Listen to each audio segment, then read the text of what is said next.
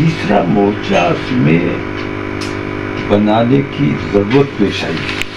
जरूरत इजाद की मां है। इंडी गठबंधन जो बना था, हम ये महसूस कर रहे थे कि इसके जरिए हम भारतीय जनता पार्टी को हरा सकते हैं और तमाम मुस्लिम और जो दबे कुचले लोग हैं वो सब तकरीबन एक मत हो गए थे कि इस गठबंधन के साथ रहना चाहिए। जबकि इस गठबंधन में हमारे साथ सौतेला व्यवहार भी किया गया, मुस्लिम किसी पार्टी को नहीं बुलाया गया, यहाँ तक कि ओवैसी और अजमल जैसे लोगों को भी दावत नहीं दी गई। छोटी छोटी जो मुस्लिम जमातें हैं उनको किसी को नहीं बुलाया गया। तो इसको भी हमने नजरअंदाज किया कि कोई हर्ज नहीं है, काम होना चाहिए। लेकिन उसके बाद कांग्रेस की गलत पॉलिसी की वजह से वो गठबंधन हमने देखा कि बिखरता हुआ नजर आया। एक के बाद एक लोग छोड़ते चले गए। फिर राहुल गांधी की जो न्याय यात्रा निकली, उस न्याय यात्रा ने बिल्कुल ही उस गठबंधन को नुकसान पहुंचाने का काम किया। और जब इंडी गठबंधन बन गया था तो उसी गठबंधन की यात्रा निकलनी चाहिए थी। इन्होंने सिर्फ कांग्रेस की यात्रा निकालकर यह मैसेज देने की कोशिश की कि बाकी सब जो लोग हैं दूसरे राज्यों में गए जहां पे आपके एलाइज मौजूद हैं, वहां जाने का क्या मतलब, क्योंकि आप वहां अपनी पार्टी को मजबूत करना चाहते हैं। इसका मतलब यह कि आप कांग्रेस के लिए काम कर रहे हैं, देश के लिए काम नहीं कर रहे हैं और अपने एलाइज के लिए काम नहीं कर रहे हैं। तो देश के लिए जो काम नहीं कर रहा है और अपने साथियों के लिए जो काम नहीं कर रहा है, उसके काम करने का कोई मतलब नहीं रह जाता है। वो सिर्फ अपनी पार्टी का काम कर रहा है। इसलिए हमने और हमारे तमाम साथियों ने राय मशवरा करके इस जरूरत को महसूस किया कि ये जो कांग्रेस का तरीका है ये बिल्कुल गलत है। हमने SC, ST, OBC, ट्राइबल, इन तमाम लोगों को जमा करके सबके साथ राय मशवरा किया और बहुत जिम्मेदार और बावकार लोग, बात को समझने वाले तमाम लोगों ने सर जोड़कर बैठकर ये फैसला किया कि एक गठबंधन की इस वक्त जरूरत है। तो हमने कोई नई पार्टी नहीं बनाई है, छोटी छोटी जो पार्टियां हैं उन सबको जमा किया है। और ये जो हमारा गठबंधन है ये एम्ब्रेला ऑर्गेनाइजेशन का काम करेगा। अपने अपने सिंबल पे, अपनी अपनी पार्टी के नाम पर, अपने अपने झंडे पर लोग चुनाव लड़ेंगे। उनकी जो जरूरतें होंगी ये गठबंधन उनकी मदद करेगा। उनकी कहीं माली इमदाद की जरूरत है वो भी उनका इंतजाम करवाया जाएगा। कहीं उनके लोगों की जरूरत है, कार्यकर्ताओं की जरूरत है, तो अल्हम्दुलिल्लाह पूरे देश में हमारे लोग हैं, हमारे कार्यकर्ता मौजूद हैं, उन लोगों के जरिए उनकी मदद करवाई जाएगी। तो अपनी अपनी पार्टी, कोई नई पार्टी नहीं बनाई गई है।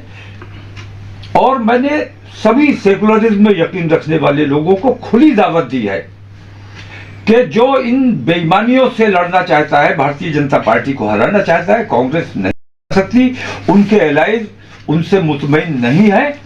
ऐसे तमाम लोगों को मैं दावत दे रहा हूं, खुली दावत है कि इस गठबंधन के साथ आए, क्योंकि तकरीबन 20 करोड़ मुस्लिम वोट इंशाल्लाह यकजा है और एक साथ जाएगा जहां भी जाएगा। और गठबंधन बन गया है तो अब कहीं और जाने का कोई सवाल नहीं है। इसमें दलित हैं और दीगर माइनॉरिटीज हैं, इन सब के लिए ये एक मंच बना है।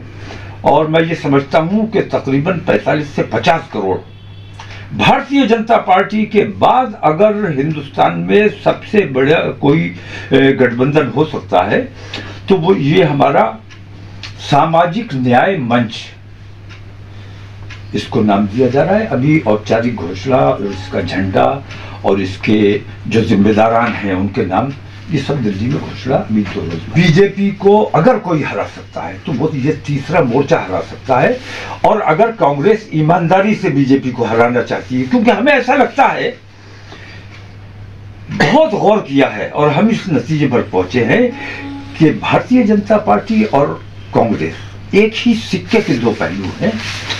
और इन दोनों का तरीका यह है कि इन दोनों के पीछे RSS है और 10-10 साल का इनको अंदरूनी इनका जो है ये तय हो गया है कि 10 साल शासन आप कर ले, 10 साल हम कर लेंगे, ये माहौल बनाया जाए। और इस बार जो कांग्रेस का रवैया मैं देख रहा हूं, वो रवैया बेहद हमारे देश के लिए खतरनाक है। सिर्फ अपनी पार्टी के लिए काम करने की कोशिश जो कर रहे हैं वो देश का काम नहीं कर सकते। सत्ता हासिल करना हमारा मकसद नहीं है। मैं कांग्रेस को खुली दावत देता हूं कि अगर भारतीय जनता पार्टी को हराना चाहते हो, इस गठबंधन के साथ आओ, तुम अपने सिंबल पे चुनाव लड़ो, तुम्हारी पूरी मदद की जाएगी। 20 से 45 करोड़ वोट दलित और ओबीसी वगैरह का मिला के आपके खाते में आएगा। समाजवादी है और जितने सेकुलरिज्म में यकीन रखने वाले हैं, उन तमाम लोगों को मैं खुली दावत देता हूं, उनका स्वागत करूंगा। और मुझे सत्ता नहीं करनी है, मुझे हुकूमत नहीं बन, हुकूमत आप बनाइए, बीजेपी को हराना है मेन मकसद। हुकूमत आप बनाइए, प्रधानमंत्री आप बनिए, हुकूमत का काम आप कीजिए, लेकिन काम हमारी शर्तों पर होगा। आपने जिस तरह बेईमानियां की हैं, वो बेईमानी करने का मौका इस बार आपको नहीं दिया जाएगा, हिस्सेदारी और भागीदारी की शर्त पर। मौलाना साहब, आज के यहाँ हाई कोर्ट ने जो मुस्लिम पक्ष के ज्ञान माफी को लेकर वो दिए थी, आज उसे भी खारिज कर दिया और लगातार अब जो है तहखाने में पूजा होती रहेगी। नहीं, तहखाने में जब पूजा नहीं हो रही थी, ब्यास करी तहखाने में, जब तहखाने में पूजा नहीं हो रही थी तब उन्होंने पूजा करा दी। वो तो एक अन्याय, इसी को अन्याय कहते हैं। क्योंकि मैं मुसलसल ये कह रहा हूं कि पूरी सरकार, पुलिस, प्रशासन, प्रेस, तमाम लोग और जुडिशरी, ये तमाम लोग अब संविधान के आधार पर काम नहीं कर रहे हैं।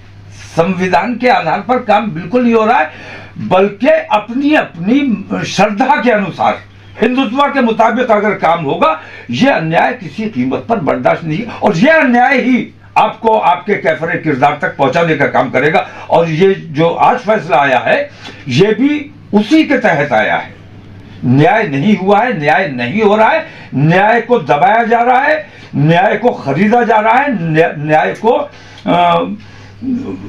गलत तरीके से पेश किया जा रहा है। और अपनी आस्था के मुताबिक अगर फैसला होगा तो ऐसे फैसले को किसी कीमत पर नहीं माना जाएगा। पुलिस ने गिरफ्तार कर लिया।